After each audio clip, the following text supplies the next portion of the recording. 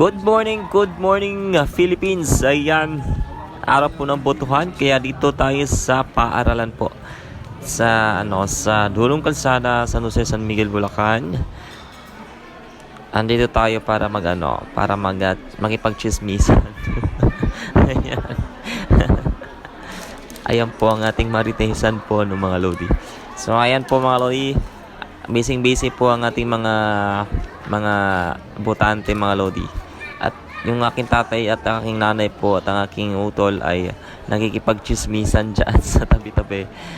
Habang ako naman ay naka-video kasi sayang yung ating oras kung nakatambay lang tayo. Kaya sulitin natin yung ating oras. Ayan, pinidyohan ko po yung magandang kapaligiran. Ang ganda po ng ating panahon ngayon, di ba?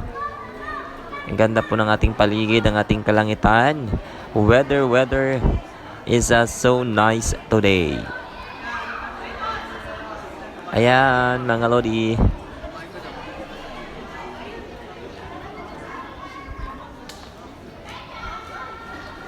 Busy po yung ating mga kaibigan. Ayan po. Busy yung ating mga kaibigan na pumipili ng mga the best na mamumuno sa kanilang barangay. Ayan, yung ating mga friends natin dyan.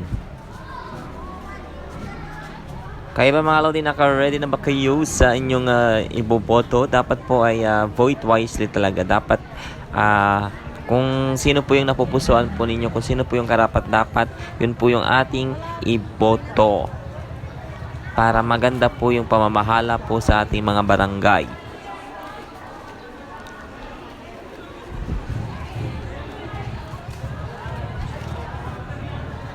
Kasi yun naman po yung ating tungkulin po.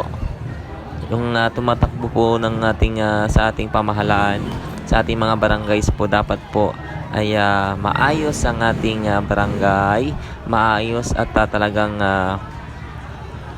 natutulungan nila yung kapwa barangay nila mga lodi. Pag merong nangangailangan, dapat talaga matulungan natin. Matulungan ng ating mga nanunungkulan.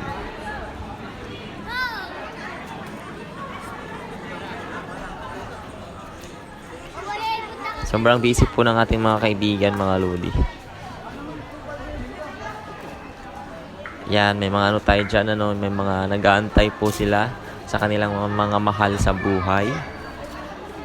Dahil medyo matagal din po yung ating butuhan. Medyo matagal din po yung process, kaya tiis-tiis lang kahit na mainit ay kailangan nating bumoto para sa ating barangay. Good luck everyone, at sana po ay makapili po tayo ng karapat-dapat po para pamunuan ng ating mga barangays.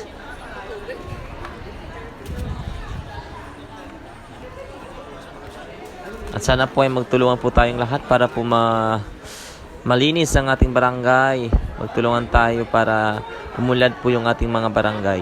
Yan po yung ating dapat gawin. Sana po ay mabago po yung ating crab mentality. Sana po ay magtulungan tayo. Magtulungan, yun po yung dapat nating gawin sa ating kapwa. At isa-shoutout ko ang aking mga kaibigan. Hello mga friend ko dyan sa Mindanao, sa Visayas, and syempre po dito po sa Luzon. Shoutout ko kayo dyan. Mag-iingat palagi sa inyong mga trabaho. At enjoy lang po natin ang mga trabaho mga lodi. At huwag pong pababayaan ang ating mga sarili.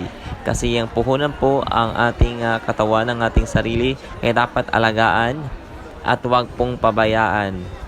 Okay mga lodi. Kasi medyo matagal-tagal po yung ating pagsasamahan dito sa video na to. Kaya mag-iingat po sa ating mga trabaho. Sa mga kaibigan ko dyan, shout out. At sana magkita tayo minsan pag marami tayong oras. Pag marami akong oras na bakante, kasi medyo alanganin po yung ating oras mga lodi. Kaya hindi ko kayo napupuntahan. Sobrang po ng aking schedule, ng aking time. Siguro sa next na vacation natin ay makapagkita-kita or banding tayo mga magkakaibigan. Ayan, salamat po sa inyo, sa mga kamag-anak ko dyan, shout out. Sa mga hindi pa po nakapag-subscribe po ng aking YouTube channel po, Japlex Vlog, At pa-click na rin po ng notification bell. Salamat, ingat po. God bless everyone.